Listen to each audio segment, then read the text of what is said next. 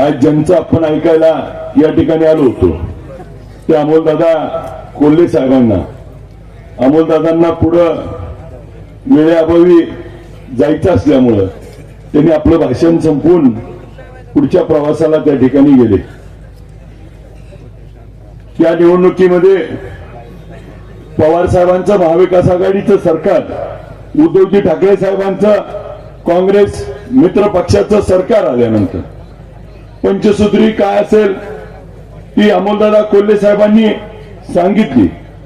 अमोलदादा कोल्हे साहेबांनी आपल्याला हे देखील सांगितलं की पुढच्या काळामध्ये या राज्यामध्ये महाविकास आघाडीचं सरकार आल्यानंतर मायबाऊलींचा सन्मान होईल, आरक्षणाच्या प्रश्नावरती तोडगा निघेल, युवकांना शेतकऱ्यांना कर्जमाफी होईल, युवकांना स्टायफंड मिळेल आणि आरोग्याची सेवा 25 लाखापर्यंत मिळेल, महिन्याला 3,000 रुपये मायमाऊलीला मिळतील.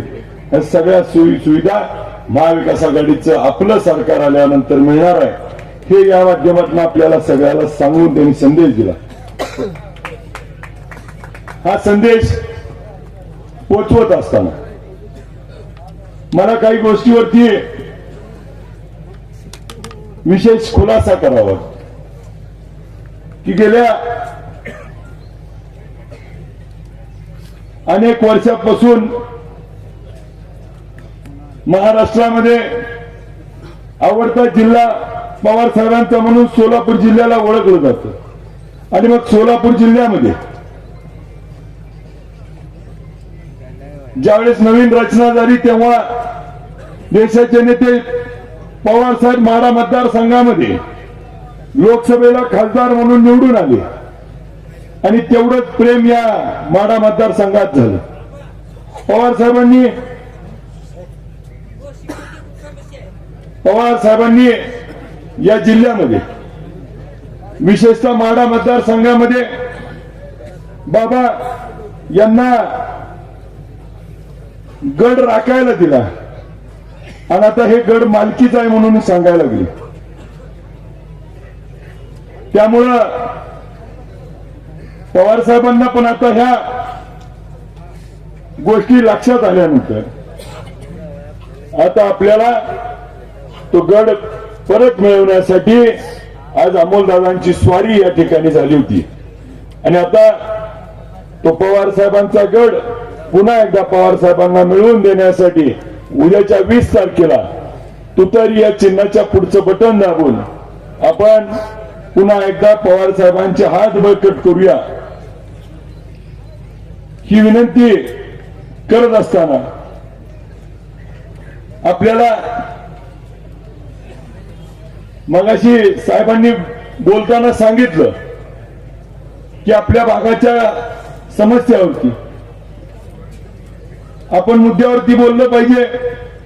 मी निवडणुकीमध्ये पहिल्या दिवशीपासून त्यांना मुद्द्यावर आणण्याचा प्रयत्न करतोय, परंतु ते मुद्दा सोडून दुसरीकडेच बोलतायत. आज आपला एक जिव्हाळ्याचा प्रश्न आहे. आपण जर विचार केला, हा आपला समोरचा रस्ता, हा उत्तरेकडनं दक्षिणेला जोडणारा हा रस्ता, ह्या रस्त्याला तुम्ही नगरकडनं येताना बघा करमाळ्यापर्यंत फोरले नाही.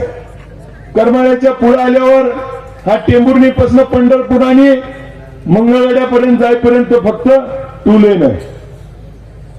मग या मार्गाने निवृत्ती महाराजाची, एकनाथ महाराजांची, जनार्दन स्वामी महाराजांची, निळोबा राजाची, संत मुक्ताईची, शनेश्वर संतांची, कैकाडे महाराजाची, अशा अनेक पालख्या ह्या रस्त्याने जातात आणि ह्या रस्त्यावरती जात असताना करकमला मुक्कामी असतात.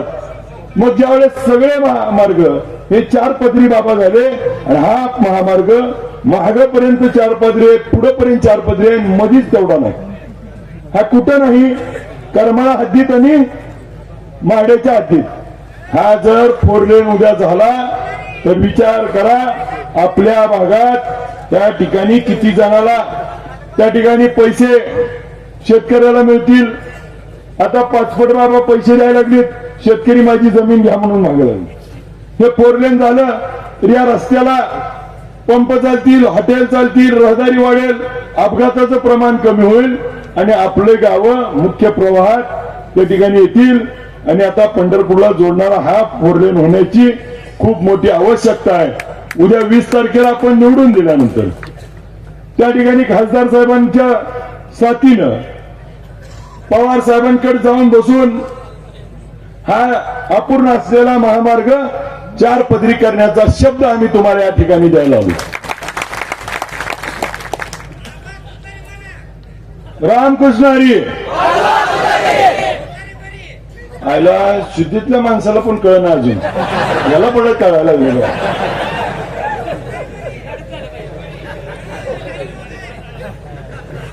या गावात बाबा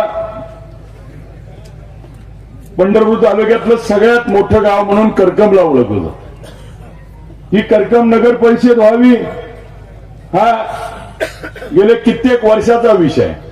गेल्या 10 वर्षात आमदारांनी त्या ठिकाणी तो प्रस्ताव थांबवला असं आमच्या कानावर वारंवार येतो. परंतु जर नगर परिषद झाली तर मी आपल्याला खात्रीने सांगतो, करकम असेल, टेंभुर्णी असेल, मोडलीम असेल, ह्या नगर परिषदा करून उद्याच्या काळामध्ये महाविकास आघाडीच्या सरकारमधून त्या ठिकाणी 200 कोटीचा निधी आणून आपल्या भागाचा सर्वांगीण या शहराचा विकास करणे. आज पंढरपूरच्या अलीकडच्या बाजूला ह्या बाजूला अप्पर तहसील कित्येक वर्षाची मागणी आहे. मग सब रजिस्टर ऑफिस पंढरपूरला 2 आहेत, परंतु पंढरपूरला या आणि त्याच बाजूला आहेत. परंतु ते जर या बाजूला आलं तर ह्या भागातल्या शेतकऱ्याला आणि इथल्या लोकांना रोजगार निर्मिती होईल आणि ते पुढच्या काळामध्ये आपल्याला करायचं. माढा मतदारसंघामध्ये माढ्यामध्ये प्यायला पाणी 10 दिवसात एकदा येते आणि करकमला देखील आज देखील 9 कोटीची योजना किती कोटीवर गेली बघत सर? 38 कोटीवर गेली, पण अजून पाणी आलं गाव. म्हणजे बाबा किती कमिशन, किती बिलन, किती वाढीव टेंडर.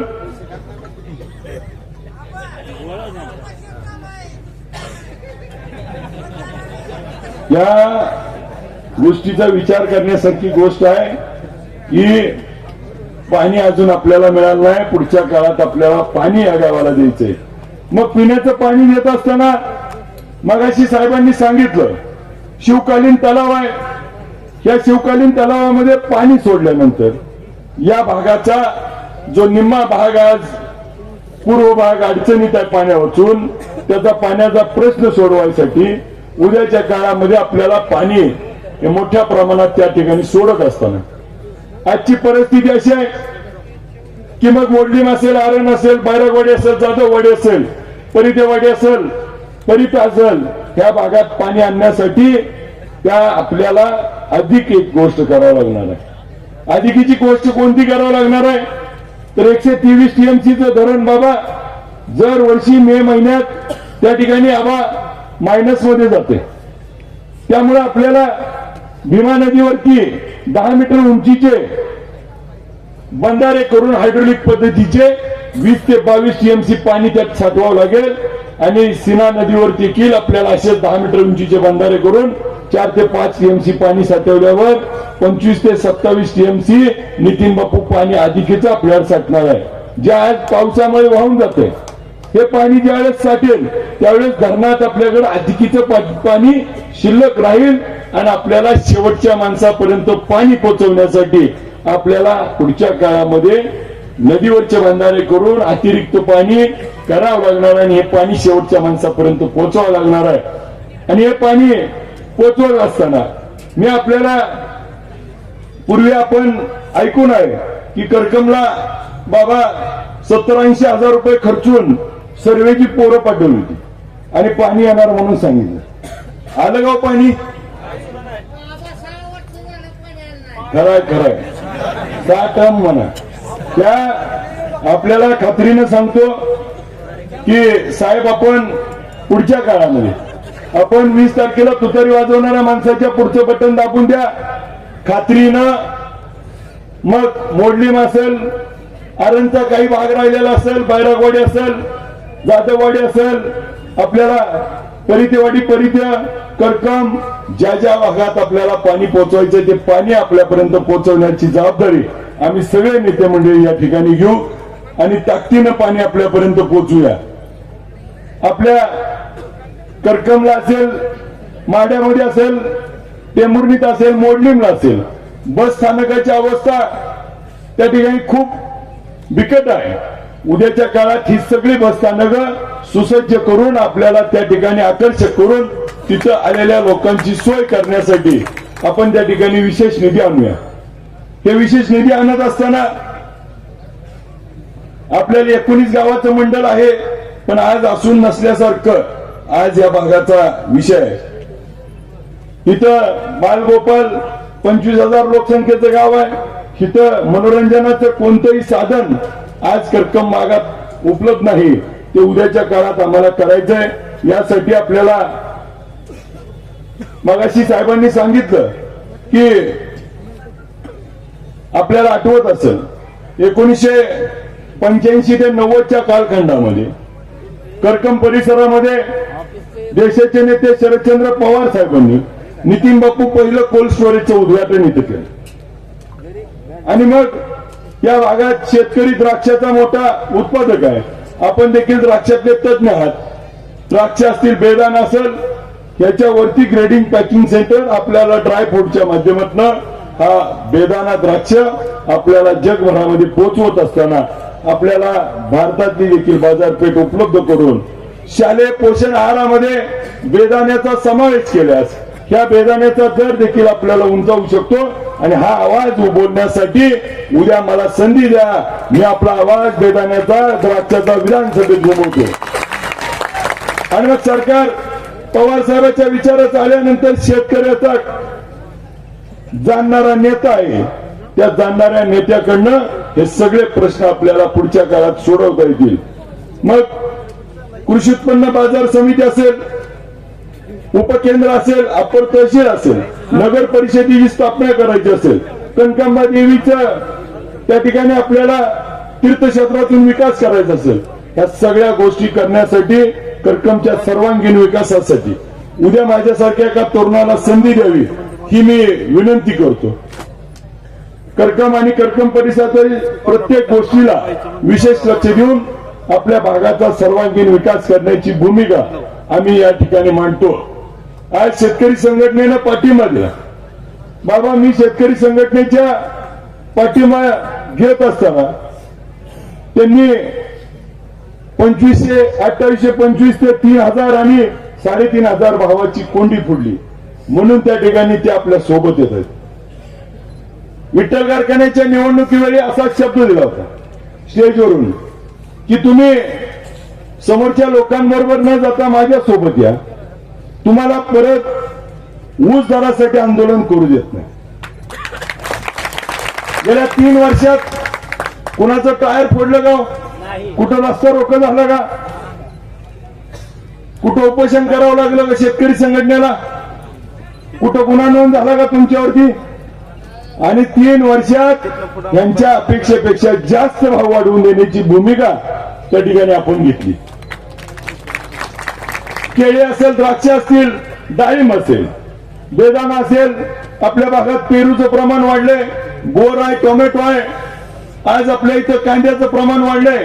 या सर्व शेतीमालाला भविष्य काळात जर वाट मोकळी करायची असेल तर पवार साहेबांचे हात आता आपल्याला बळकट करावं लागणार आहे.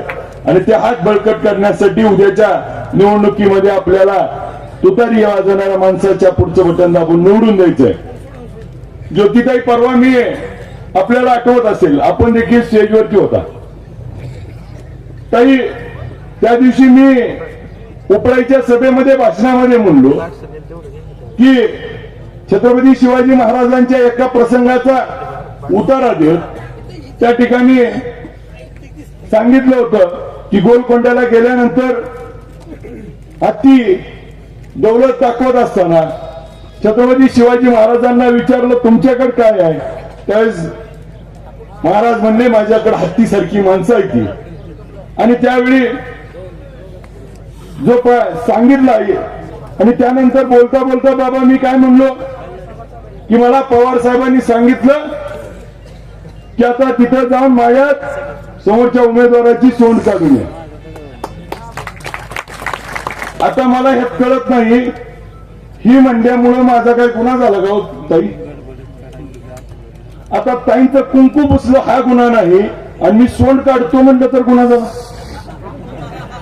करकम पोलीस स्टेशनला गेली तिथे माझ्यावर गुन्हा दाखल करा त्यांची कार्यकर्ती आणि मी बोललोय कुणाला?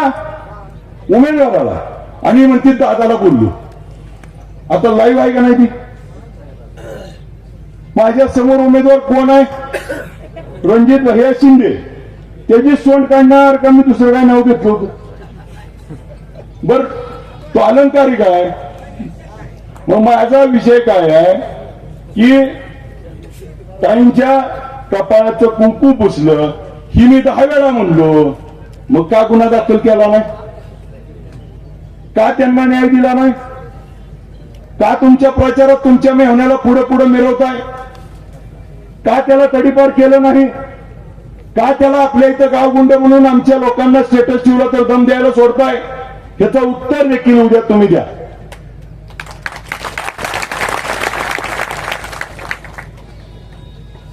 ही निवडणूक नुसती आमदार बदलायची नाही. ही निवडणूक ताईच्या कुंकाचा बदला घ्यायची आहे. उद्याचा आमदार अभिजित पाटील नसून ज्योतिताई कुलकर्णी आहेत. उद्याचा आमदार संजय बाबा कोकाटे असतील, भारताबा शिंदे असतील, संजय पाटील घाटणेकर असतील, आमचे भाऊ बाळासाहेब भाऊ असतील, नितीन बापू कापसे असतील, संघटनेचे अध्यक्ष पदाधिकारी असतील, व्यासपीठावर बसलेले सगळे, समोर बसलेले सगळेजण त्या ठिकाणी आमदार म्हणून तुम्ही असाल. हा लढा आता एका वेगळ्या उंचीवर गेलाय. हा लढा आता त्या ठिकाणी 2 ह्याच्यातला राहिला नाही.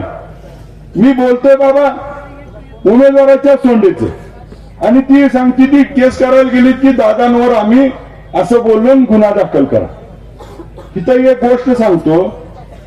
आता तुम्ही विचार करा, परीक्षा आहे, विधानसभा म्हणजे परीक्षा झाली. 20 तारखेला परीक्षा आहे, 23 तारखेला निकाल आहे. आता मी काय करतोय? मी रात्रीभर अभ्यास करतोय, दिवसभर करतोय, सगळ्याच्या बीटी घेतोय आणि मी पेपर सोडवतोय, प्रश्न उत्तर. मग करकमच्या पाण्याचं काय करायचं, नदीच्या पाण्याचं काय करायचं, उपसा सिंचनला पाणी कसं जास्त द्यायचं, शेतकऱ्याला भाव कसा द्यायचा, मी सगळ्या प्रश्नाची उत्तरं सोडवायला लागलोय. आणि समोरच्या बाजूला काय झालंय बघा, रणजित भाई झोपले, तोंडात लॉलीपॉप घेऊन दादा सोडवायला लागले. बरोबर आहे नाही? त्या रणजित भाईच्या हातात लॉलीपॉप आहे आणि हे दादा प्रश्न सोडवायला लागले. ते चुकीचं आहे का? उमेदवार कोण आहे? रणजित भाई. बोल ना बाबा.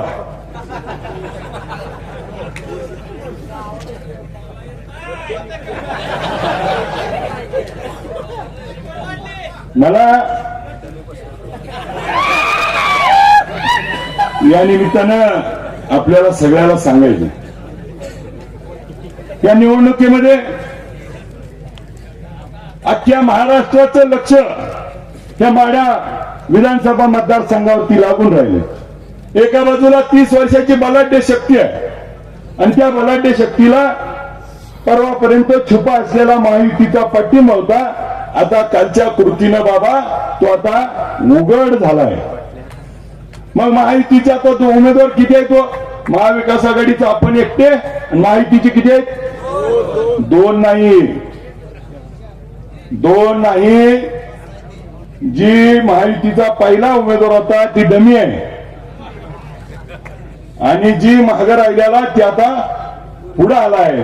त्याच्यामुळं उद्याचं मतदान करत असताना सगळ्यांनी एक गोष्ट लक्षात ठेवावी, ही फाईट आता फक्त दोघात आहे. आपलं मत बुडवू नका, मत वाया घालवू नका, नको त्याला मत टाकून उपयोग करू. त्याचं उदाहरण बाबा, लोकसभेमध्ये आपल्याला फटका कशामुळे बसला साताऱ्याच्या जागेला? त्यांचा डाव होता अभिजित पाटलाच्या नावावर सगळं अर्ज आणि त्याला खून दिलती त्यांनी सगळ्याला पिपाणी, पण आता त्याला ट्रम्पलेट म्हणते. परंतु ती पिपाणीच देऊन आणि मग मगाशी जी बाबा तुम्ही खऱ्यांचा पाठिंबा घेतला त्यांची ती खून आहे पिपाणी आणि ट्रम्पेट म्हणजे आता दोन भाग नाही ते आता त्यांचा बी पाठिंबा आपल्यालाच आहे आणि ते देखील आता आपल्या सोबत काम करणार आहेत. त्यांचं सगळं डाव फेल चालले त्यांच्या सगळ्या योजना त्या ठिकाणी हा पंढरीचा पांडुरंग वरून बघतोय. आज एकादशीचा आपल्याला आशीर्वाद देतोय आणि त्यांना त्यांची जागा दाखवल्याशिवाय सोडणार नाही.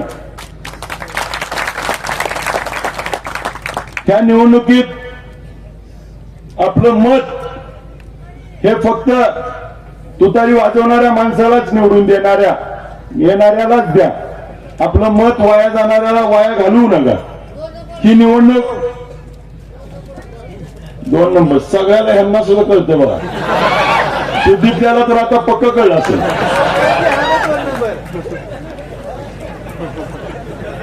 त्यामुळं पाणी टाकून आहे आपल्याला सगळ्याला. या करकम भागामध्ये मुस्लिम दफनभूमीचा विषय असेल, इंदिरा रहिवासीचा लोकांचा वसाहतीचा प्रश्न असेल, आज जे म्हणून प्रश्न आहेत ते सगळे प्रश्न उद्या आपल्याला सोडवण्याची संधी उद्याच्या निवडणुकीत निवडून देऊन आपण द्यावी. आता मगाशी बाबा भाऊ सगळी म्हणली, आबा पण म्हणले की 78 गावात लीड येणार आहे आणि तिकडं सांगते ती 42 गावात यांचं काय खरं नाही. मी आपल्याला बाबा खात्रीनं सांगतो की 42 गावची जनता मला कधीही पोरकं पाडणार नाही.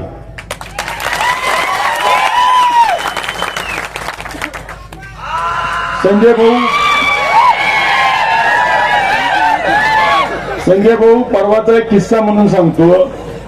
आता बाबा तुम्ही सगळेजण माझ्या पाठीला आहात. तुमच्यातला एक गुंड पटवर्धन कुर्लीच्या सभेत आला आणि तो काय म्हणला की 42 गावातल्या लोकांना सांभाळून तुम्ही इकडचं सांभाळा, 78 गावात अभिजित पटलाला फिरू देत नाही.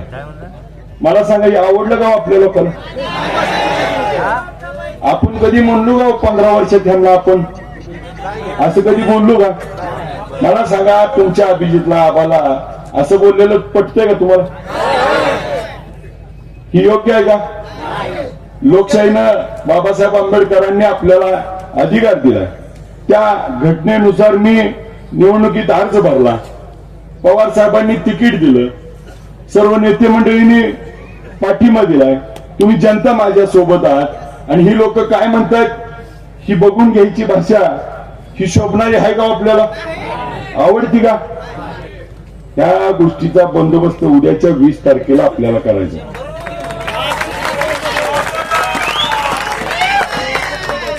आज 15 वर्षात बाबा आता तुम्हाला सुद्धा आम्ही माफीच मागायला लागलो, कारण 19च्या निवडणुकीत बाबा आमच्याकडनं पण गावात संपर्क न झाल्यामुळं त्यांना 2275 मतं गेली ती आणि मग मला सांगा एवढी मतं पडली आणि त्याचा उपकार तुम्ही मला फिरू देत ना 78 गावात म्हणून फिरताय. या 42 गावानं 36,000चं लीड तुम्हाला दिलं आणि इकडचा एखादा उभा राहिला तर तुम्ही काय म्हणताय फिरू देत नाही. मगाशी भारताबांनी सांगितलं की ती कुठल्या माझं गाव आपलं गाव देगाव या मतदारसंघात आहे, मतदार आहे. 78 गावात त्यांचं गाव आहे गाव आत्ताच त्यांचं गाव कुठं आहे? ती उपरी आहे ती आणि आपल्याला म्हणते ती. मला या निमित्तानं हेच सांगायचंय, डॉक्टर बाबासाहेब आंबेडकरांनी घटनेने दिलेला अधिकार आहे.